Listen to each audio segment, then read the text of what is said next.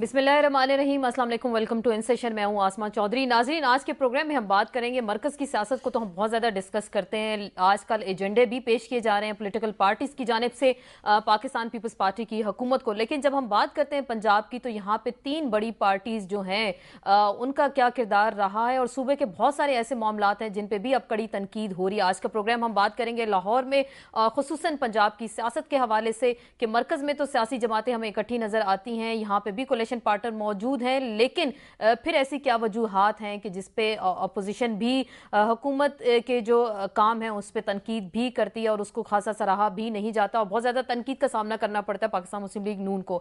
आज के प्रोग्राम में इसी हवाले से गुफ्तगू करेंगे पंजाब की सियासत और इसके पाकिस्तानी सियासत के मंजरनामे पे क्या असरात हैं। अपने मौजूद मेहमानों का तारुफ कराते हैं। स्टूडियोज़ में हमारे साथ तशरीफ़ रखते हैं राना सनाउल्लाह साहब, सूबाई वज़ीर कानून है, पाकिस्तान मुस्लिम लीग नून से आपका ताल्लुक है, आपको वेलकम कहते हैं। आपसे तशरीफ़ रखते हैं कामिल अली आगा साहब, सेक्रेटरी इत्तलात हैं, पाकिस्तान मुस्लिम लीग कायद-ए-आज़म से आपका ताल्लुक है। आपसे तशरीफ़ रखते हैं फवाद चौधरी साहब, तर्जुमान हैं परवेज़ मुशर्रफ साहब के और ऑल पाकिस्तान मुस्लिम लीग के भी तर्जुमान हैं। आपसे तशरीफ़ रखते हैं उज़मा बुखारी साहिबा, रुकन पंजाब असम्बली हैं, पाकिस्तान पीपल्स पार्टी पार्लियामेंटेरियन से आपका ताल्लुक है। सब मेहमानों को खुशामदीद कहते हैं। राना साहब, आपसे बात करने से पहले कामिल अली आगा साहब से मैं बात करूँ। अपोजिशन है यहाँ पे और खासा टफ टाइम आपको देते हैं। आगा साहब, मरकज में पास होते ही नहीं है, आपके पास नहीं होते, लेकिन ताल्लुक तो इनका अपोजिशन पार्टी से। आगा साहब, मरकज में इन्होंने हुकूमत को 45 दिन दे दिए और 10 नुकाती एजेंडा दे दिया। आपने भी 5 नुकाती एजेंडा मरकज में दिया और 15 नुकाती एजेंडा आपने पंजाब हुकूमत को दिया। तो असल मामलात क्या हैं? आपस के इख्तलाफात कुछ ज़्यादा शदीद नहीं हो गया आपके नून लीग के साथ? नहीं आसमा, ऐसी बात नहीं है। बात यह है कि हमने ये कहा है, क्योंकि ये परवेज़ इलाही साहब ने प्रेस कॉन्फ्रेंस की थी, तो उन्होंने असल में ये एजेंडा हुकूमत को नहीं दिया, ये प्रपोज किया एजेंडा। अच्छा, कि अगर आप मरकज़ को दे रहे हैं बतौर अपोजिशन पार्टी के, तो फिर आपको अपनी हुकूमत को भी एक एजेंडा देना चाहिए और ये चीज़ें जो हैं वो दुरुस्त करनी चाहिए।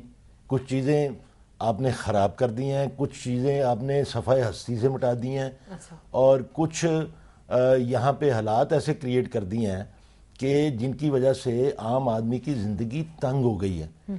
तो हमने ये कहा है कि आप मरकज़ी हुकूमत को तो दे रहे हैं, आप अपनी हुकूमत जो 62% सूबा है उसको भी कोई एजेंडा पेश करें, उसका भी कोई एजेंडा बनाएं, कोई उनका उसको भी बताएं कि क्या क्या चीज़ें आपने ख़राब कर दी हैं और क्या क्या चीज़ें दुरुस्त होने वाली हैं। वो ये सूरत हाल है। ये नहीं है कि जी हमने कोई एजेंडा दे दिया और उसके बाद हमने ये कहा कि ये ठीक कर लोगे, ये ठीक कर लोगे तो हमने बेल आउट प्रोग्राम कोई नहीं दिया। हम तो रियल अपोजिशन है। हमारी जमात तो पाकिस्तान में एक वाहिद असम्बली के अंदर बैठी हुई जमात है जो कि अपोजिशन में है। किसी सूरत में भी, किसी सूबे में भी, किसी तरीके से डायरेक्टली और इनडायरेक्टली हुकूमत में नहीं है। इसलिए हम रियल अपोजिशन का जो किरदार है वो अदा करते हुए हमने प्रपोज किया है कि आपका एजेंडा भी जो 62% सूबा है उसमें ये होना चाहिए, क्योंकि बाकी 40% पाकिस्तान, तो फिर बाकी एक तरफ रहना कि 62% की बात होती है। राना सनाउल्लाह साहब, आपसे जाने की कोशिश करूंगी। मरकज में तो आपने एजेंडा दे दिया, यहाँ पे कहा जा रहा है मामला बहुत ज्यादा खराब है। सस्ती रोटी का जिक्र करें, IT का आप लोगों ने कुछ एलिगेशंस लगाए, IT की जो स्कीम है उस पर भी घपला जो है सामने आया, दानिश स्कूल्स में आया सामने। तो मरकज में तो एजेंडा दे दिया, अपने 62% सूबे को आप किस तरह से ठीक करेंगे? पहली बात तो ये है कि ये यानी 62-63% का मामला नहीं होता।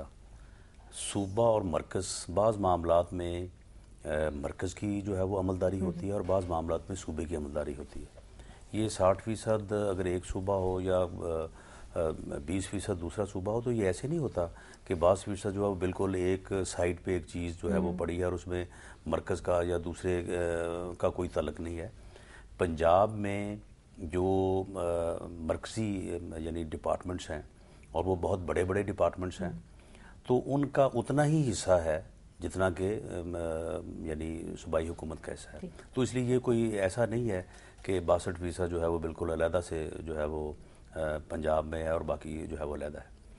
दूसरी बात ये है कि जो बात अब की है कामिल अली आगा साहब, उन्होंने कहा असल अपोजिशन वो है, क्योंकि आप लोग तो फिर मरकज में एजेंडे भी देते हैं, यहाँ पे आप कोलिशन पार्टनर भी हैं, आपके साथ पीपल्स पार्टी आपके साथ बैठी है। देखें तो असल अपोजिशन वो कह रहे हैं। दरअसल मामला ये है कि اس ملک میں زیادہ تر عرصہ جو ہے وہ آمریت رہی ہے، اور آمریت میں وہ جمہوریت جیسی چیزیں نہیں ہوتی. آمریت میں مکمل خاموشی ہوتی ہے، اور اس کے بعد پھر جب کوئی انقلاب کی یا تبدیلی کی صورت پیدا ہوتی ہے تو پھر ایک دم ہر چیز جو ہے وہ پھر بیلنس جو ہے وہ ٹوٹ جاتا ہے. اس لیے ڈیموکریٹک پروسیس میں جب لوگ آپس میں اختلاف کرتے ہیں، ایک دوسرے کے اوپر تنقید کرتے ہیں، تو ان لوگوں کو جو اس چیز کے عادی ہیں ان کو ایسے محسوس ہوتا ہے کہ جیسے یہ پتہ نہیں یہ کیا ہو رہا ہے یہ.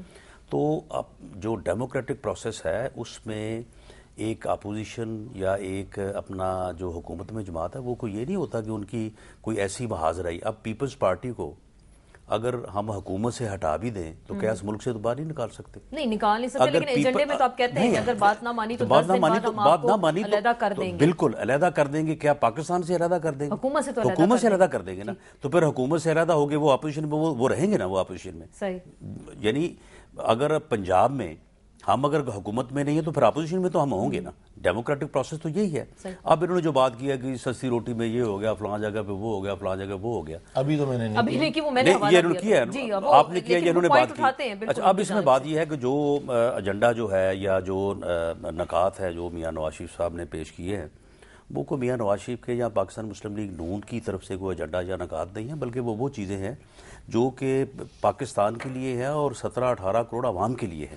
اب اس میں اگر یہ بات کریں کہ جی فلاں جگہ پہ یہ ہو گیا، فلاں جگہ فلاں جگہ، اس میں ایک ہی نقطہ ہے کہ جو احتساب کمیشن ہے وہ یعنی جو ہے وہ بنایا جائے. ایک ایسا احتساب کمیشن لیجسلیٹ کیا جائے کہ جو انڈیپینڈنٹ ہو، جس کے اوپر سب کا جو ہے وہ کانفیڈنس ہو. اگر مجھے کوئی شکایت ہے کہ جی سٹیل مل میں، پی ایس او میں، ریلوے میں فلاں جگہ پہ کرپشن ہو رہی ہے، بجائے اس کے کہ میں صرف اور صرف ٹاک شو میں یا جو ہے وہ پریس کانفرنس میں بات کروں، میں جاؤں اس کمیشن کے پاس اور میں کہوں کہ جناب یہ میری ایلیگیشن اپروو ہو جائے. لیکن اس میں بھی تو ابھی ہمیں نظر نہیں آیا نا، 3 سال ہو گئے لیکن احتساب ہمارا تو یہ خیال ہے کہ یہ 45 دنوں میں ایسا کام ہو جائے گا، میریکل ہوگا. آپ کو لگ رہا ہے 4-5 چیزیں ڈویبل ہیں وہ ہوں گی. ٹھیک. کیوں فواد چوہدری صاحب آپ سے عظمیٰ میں پوچھ لوں کہ آپ سب کی بات بھی سنیں کیونکہ آپ کی گورنمنٹ ہے، فیڈرل گورنمنٹ ہے، اس کو بھی ہم دیکھیں. پہلی تو میں یہ کہوں گا آپ کو آسما کہ 3 ایک پہلو ہیں کسی حکومت کی کارکردگی جانچنے کے.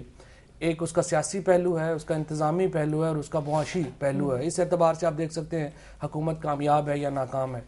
پنجاب حکومت کی